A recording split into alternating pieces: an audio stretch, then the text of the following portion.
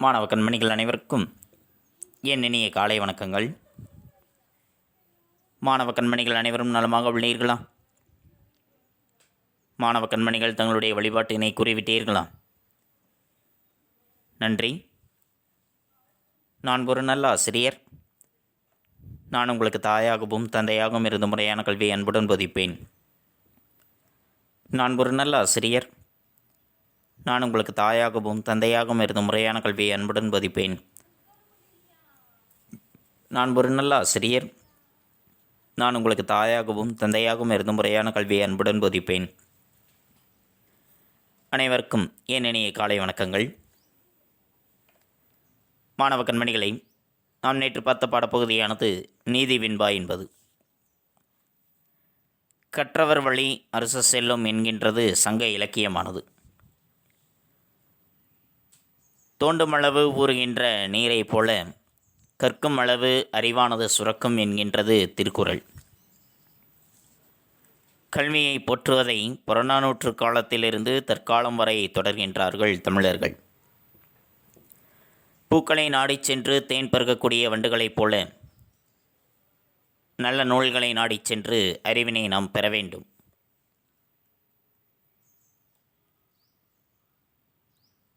கருணையை பெருக்கி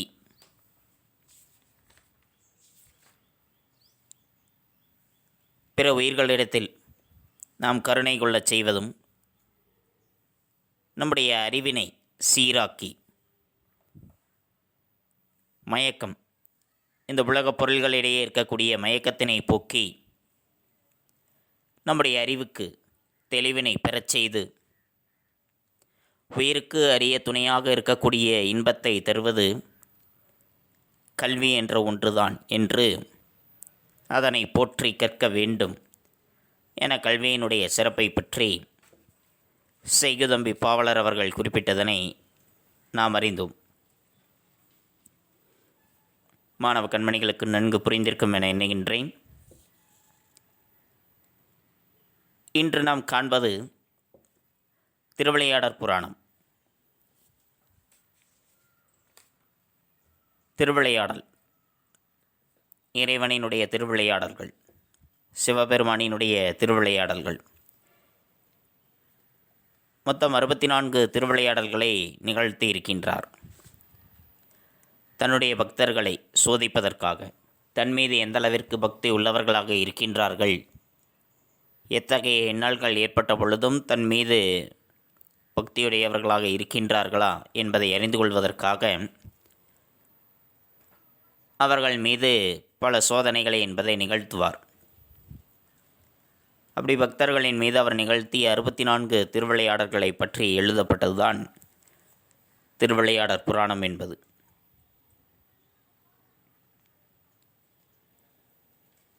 தன்னுடைய அடியார்கள் மீதும் சிற்றுயிர்கள் மீதும் கொண்ட அன்பின் காரணமாக பூமிக்கு வந்து இத்தகைய விளையாடல்களை அவர் நடத்தியதாக குறிப்பிடப்படுகின்றது. அதனை பற்றி கூறக்கூடிய நூல்தான் திருவிளையாடற் புராணம் என்பது. இதில் நாம் காண்பது இடைக்காடன். இடைக்காடன் என்ற ஒரு புலவர். அந்த புலவருக்கு ஏற்பட்டு இருக்கக்கூடிய துன்பத்தினை அவர் எவ்வாறு தீர்த்தார், எவ்வாறு நீக்கினார் என்பதை பற்றியதுதான் இந்த பாடப்பகுதியானது. பாடப்பகுதிக்குள் செல்லலாமா? தங்களுடைய பாடப்புத்தகத்தில் பக்கம் எண் 107 எடுத்துக்கொள்ளுங்கள். எடுத்துக்கொண்டீர்களா? நன்றி. திருவிளையாடற் புராணம் என்ற இந்த காப்பியத்தினை தமிழ் மொழியில் இயற்றியவர் பரஞ்சோதி முனிவர். இவர் திருமறைக்காடு என்னும் வேதாரண்யத்தில் பிறந்தவர்.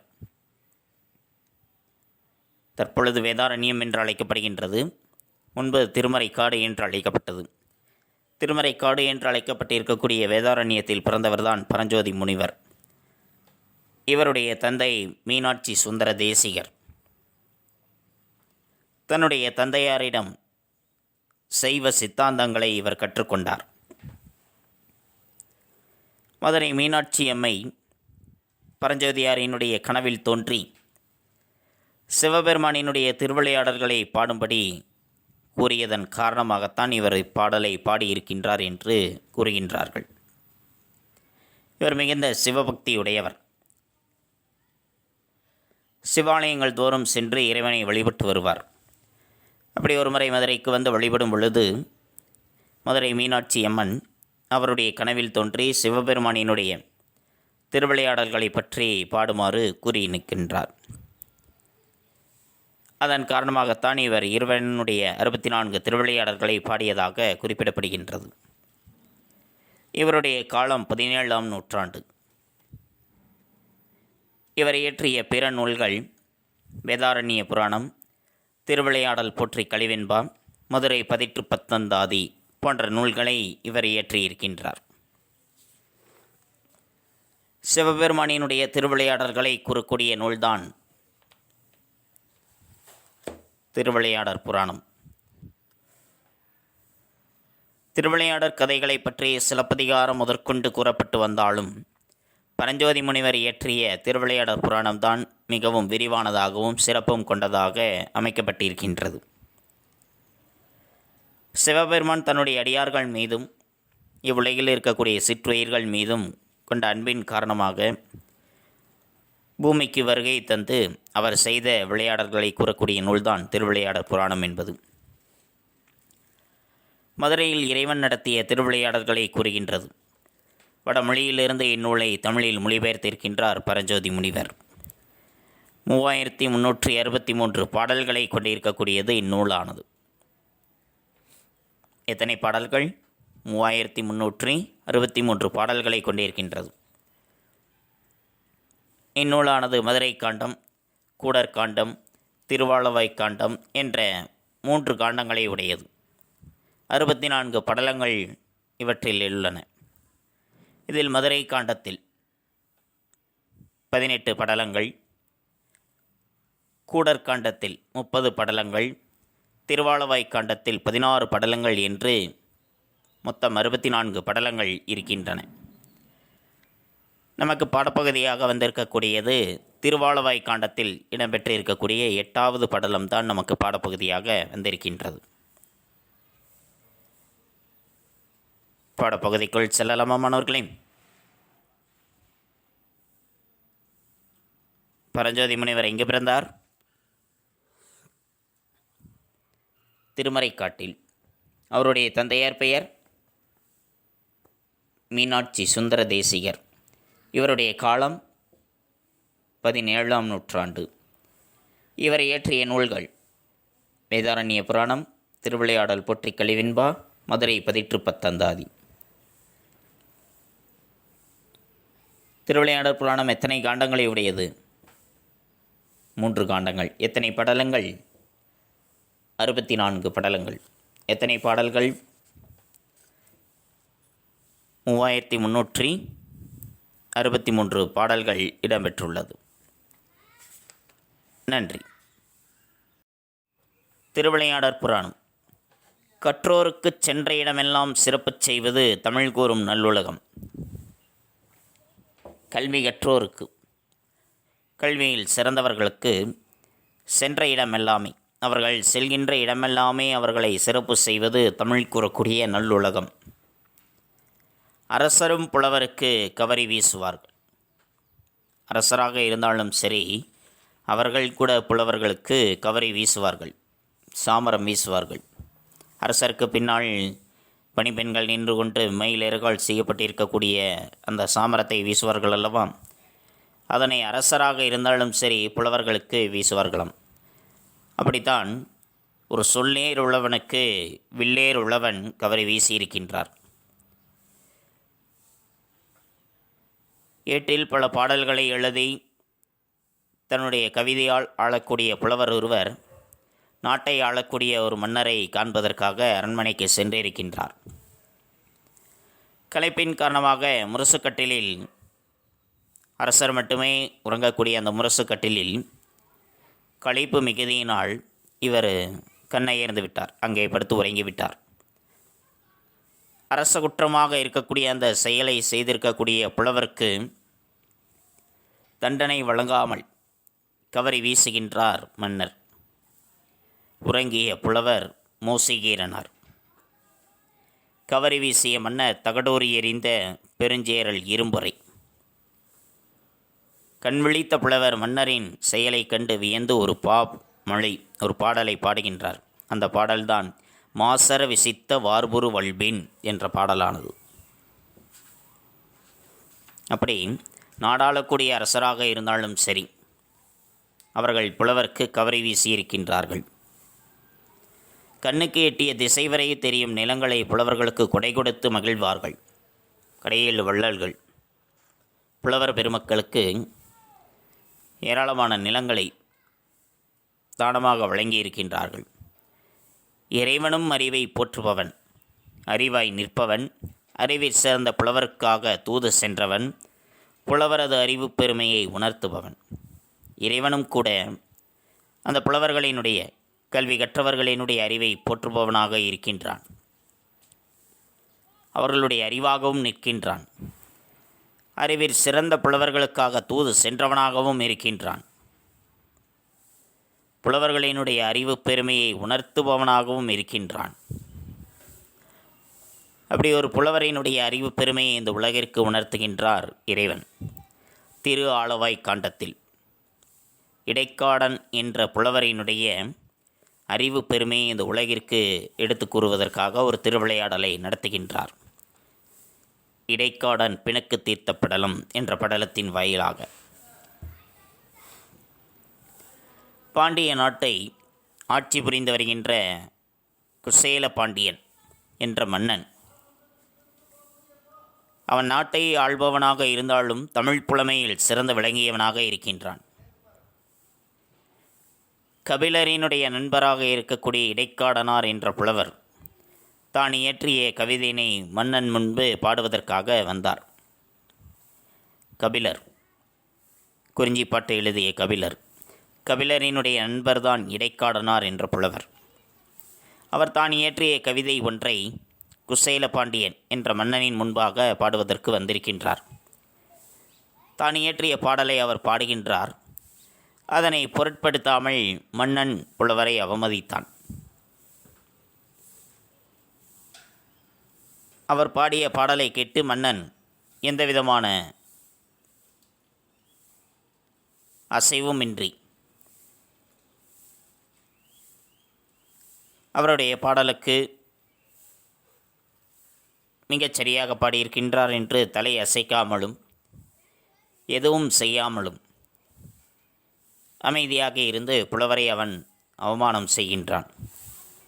மனமருந்திய இடைக்காடனார் இதனை இறைவனிடம் சென்று முறையிடுகின்றார். மன்னனின் பிழையை உணர்த்துவதற்காக, தான் செய்தது தவறு என்பதை அந்த மன்னனுக்கு உணர்த்துவதற்காக இறைவன் அவர் அமைத்திருக்கக்கூடிய கடம்பவன கோவிலை விட்டு நீங்கி வடதிரு ஆலவாயில் சென்று தங்கியிருக்கின்றார். இதனை அறிந்த மன்னன் தன்னுடைய பிழையை பொறுத்தருளுமாறு இறைவனை வேண்டி இடைக்காடனாருக்கு சிறப்பு செய்கின்றான். அதன் பிறகு மீண்டும் இறைவனும் கோவிலுக்கு திரும்பி வருகின்றார். இதனை உணர்த்தக்கூடியதுதான் இந்த படலமானது, இடைக்காடன் பிணக்கு தீர்த்த படலம் என்பது. அதில் முதல் பாடல், இடைக்காடனார் மன்னனின் அவையில் கவிதை படித்தல். இடைக்காடனார் வருகின்றார். மன்னனினுடைய அவையில் வந்து நின்று தான் இயற்றிய கவிதை ஒன்றை அவருக்கு வாசித்து காண்பிக்கின்றார். கழிந்த பெரும் கேள்வியினான் எனக் கேட்டு முழுது உணர்ந்த கபிலன் தன்பால் பொழிந்த பெரும் காதல் மிகு கேண்மையினான் இடைக்காட்டு புலவன் தென்சொல் மொழிந்து அரசன் தனை காண்டும் என தொடுத்த பணுவலோடு மூரித் தீந்தேன் வழிந்து ஒழுகுதாரனை கண்டு தொடுத்து உரை பணுவல் வாசித்தான் ஆள்.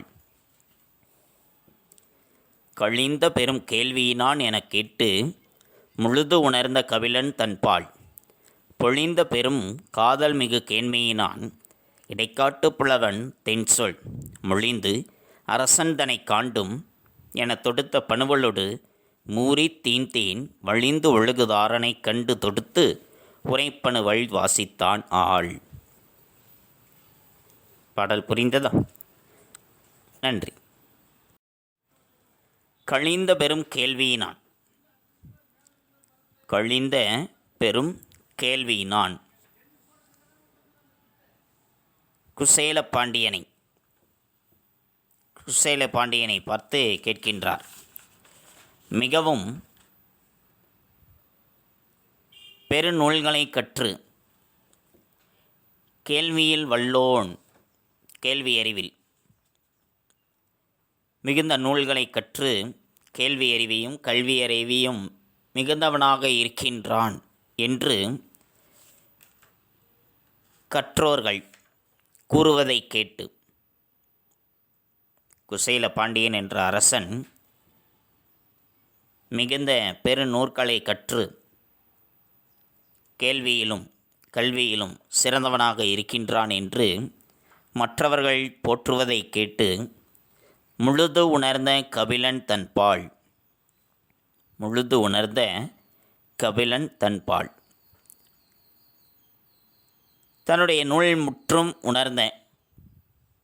தன்னுடைய நூல் முழுவதையும் உணர்ந்திருக்கக்கூடிய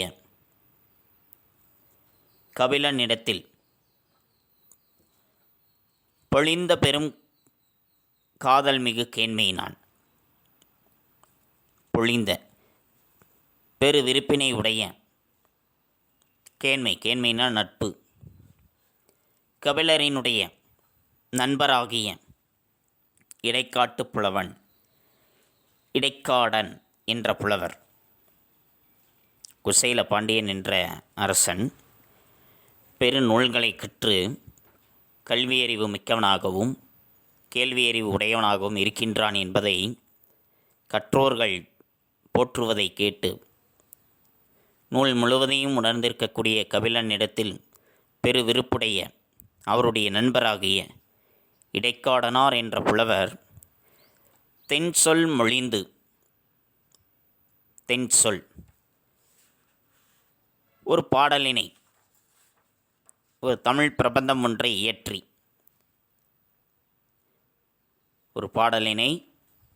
இயற்றி அரசன் தன்னை காண்டும் அந்த பாடலினை எடுத்துக்கொண்டு போய் அரசனை காண்போம் என்று நினைக்கின்றார்.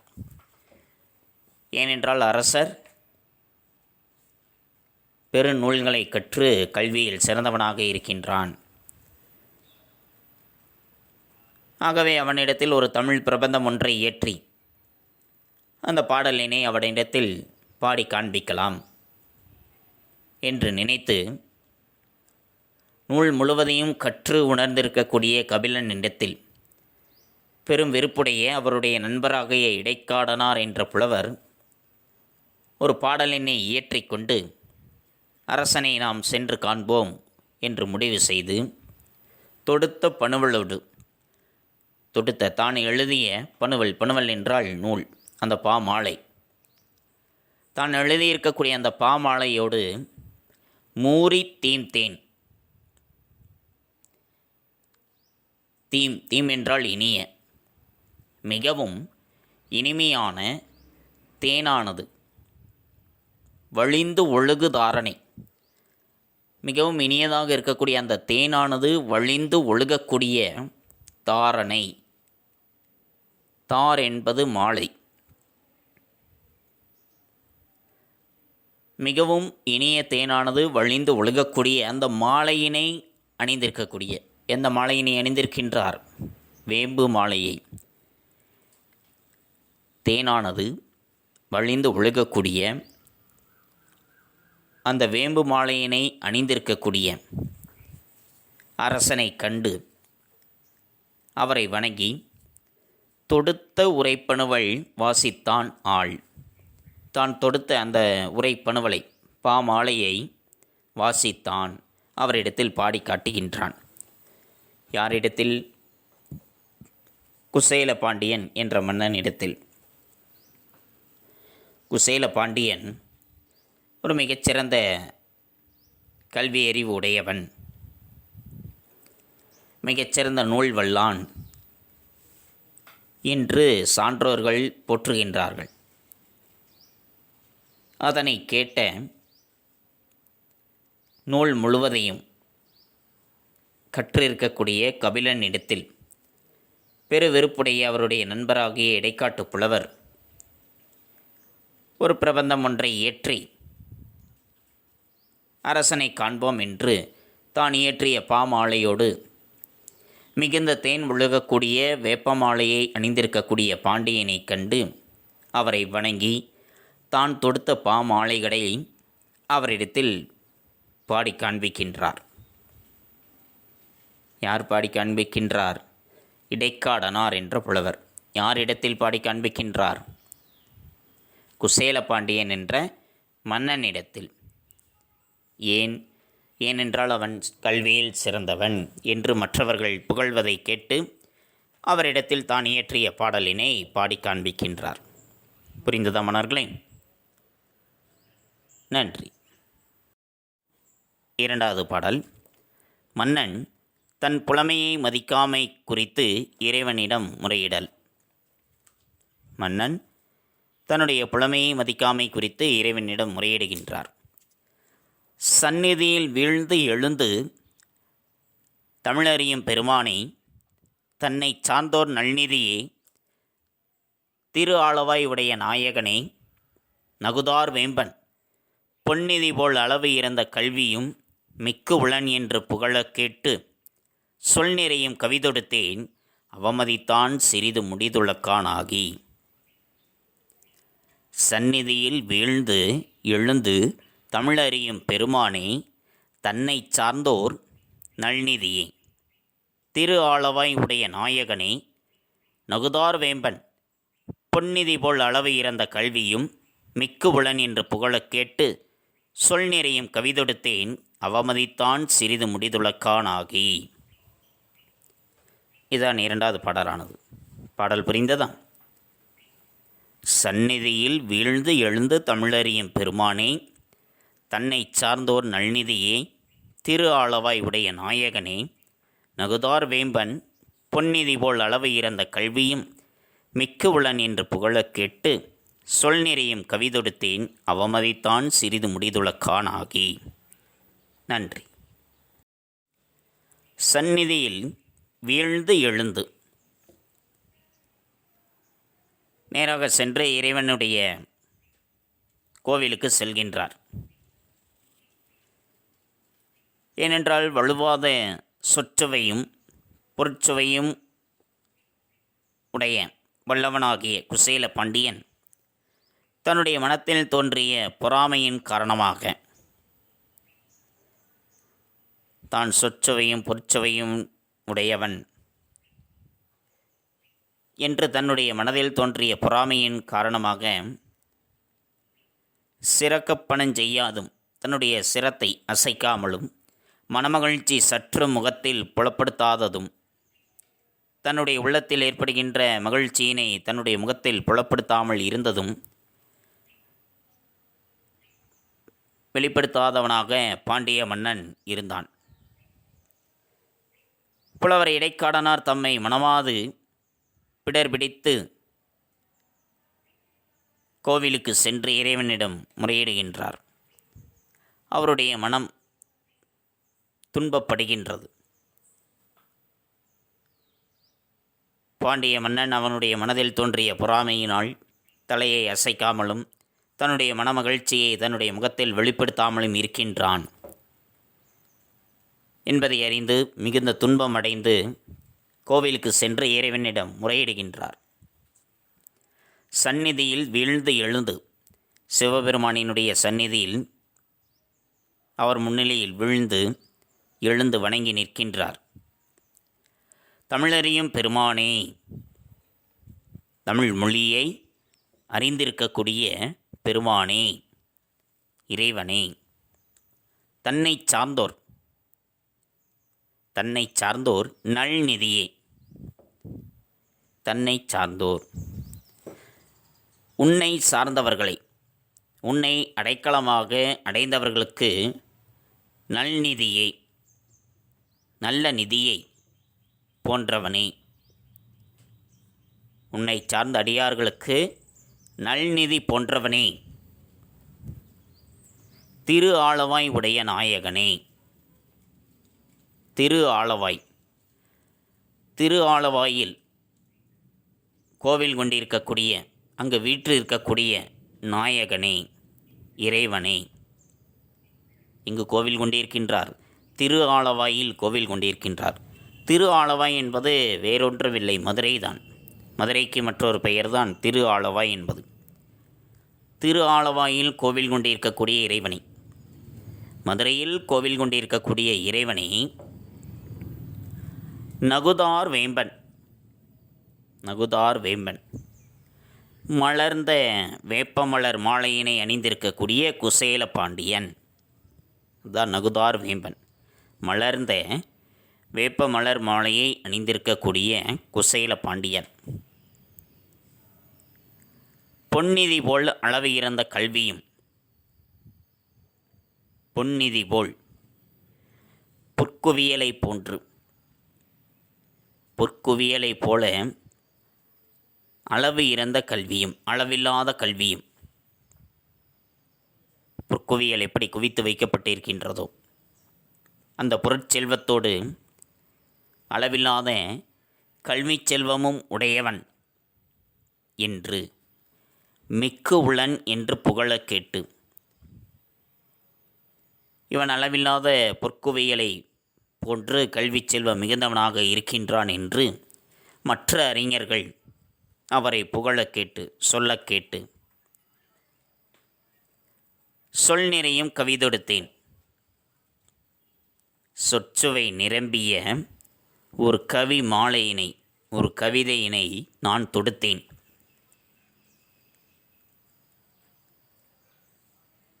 அவமதித்தான், என்னை அவமதித்து விட்டான், என்னை இகழ்ச்சி செய்து விட்டான். எப்படி? சிறிது முடிதுளக்கானாகி, சிறிதும் கூட தன்னுடைய தலையை அசைக்காமல் நான் எழுதிய அந்த கவி மாலையை படிக்க கேட்டு சிறிதும் தலையசைக்காமல் என்னை ஏளனம் செய்து விட்டான் என்று சொல்கின்றார். இறைவனினுடைய கோவிலுக்கு சென்று அவருடைய சந்நிதியில் வீழ்ந்து வணங்கி எழுந்து தமிழ் மொழியை உணர்ந்த தலைவனை, உன்னை அடைந்தவர்களுக்கு நல்ல நிதியை போன்றவனை, திருவாலவாயை இருப்பிடமாக கொண்டிருக்கக்கூடிய இறைவனை,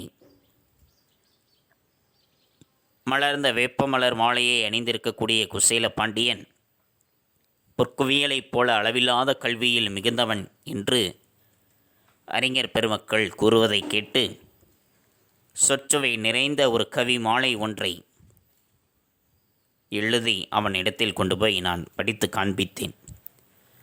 ஆனால் நான் அதனை படித்து காட்ட, அதனை கேட்ட மன்னன் சிறிதும் தலையசைக்காதவனாகி என்னை அலட்சியம் செய்துவிட்டான், என்னை ஏளனம் செய்துவிட்டான் என்று புலம்புகின்றார் இடைக்காடனார். இதுதான் இரண்டாவது பாடலினுடைய பொருளானது. புரிந்ததா மன்னர்களே? இடைக்காடனார் எங்கு சென்றார்?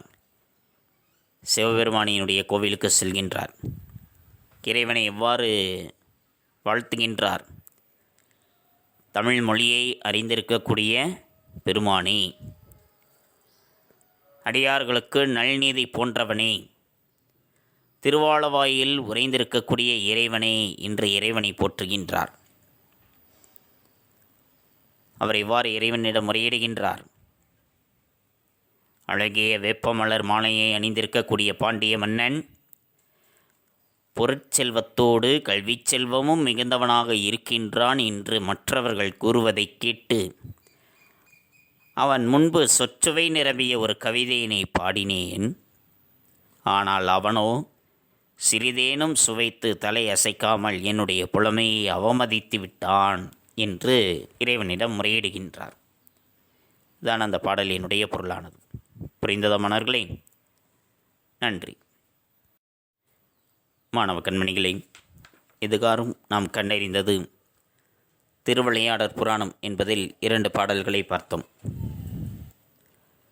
கல்வி கற்ற புலவர்களுக்கு சென்ற இடமெல்லாமே சிறப்பு செய்வது தமிழ் கூறக்கூடிய நல்லுலகம். அரசர்களும் புலவர்களுக்கு கவரி வீசியிருக்கின்றார்கள். கண்ணுக்கு எட்டிய தூரம் வரை இருக்கக்கூடிய நிலங்கள் அனைத்தையுமே அவர்களுக்கு கொடையாக கொடுத்து மகிழ்ந்திருக்கின்றார்கள். இறைவனும் கூட அவர்களுடைய அறிவை போற்றுகின்றார்.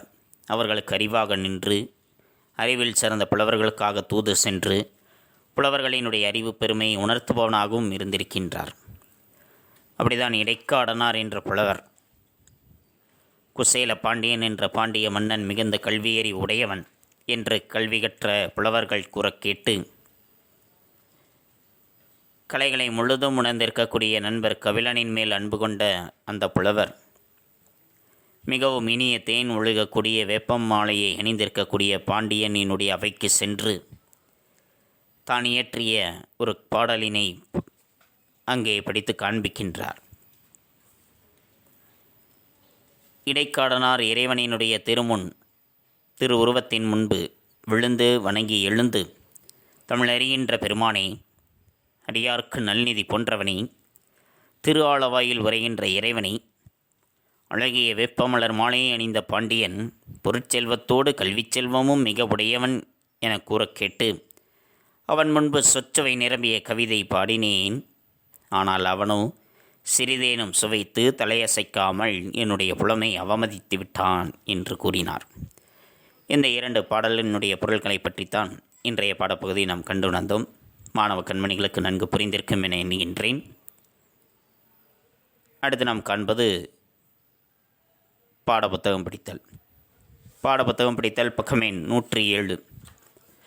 பக்கம் எண் 107 திருவிளையாடற் புராணம் என்று ஆரம்பித்து முதல் பாடல் வரைக்கும் மாணவ கண்மணிகள் பாடப்புத்தகம் படித்தலாக எடுத்துக்கொண்டு எழுந்து நின்று உறக்கப் படியுங்கள். தங்களுடைய படித்தல் பயிற்சியினை சற்று மேம்படுத்திக் கொள்ளுங்கள். அடுத்து நாம் காண்பது வீட்டுப்பாடம். வீட்டுப்பாடம் பக்கம் எண் 121.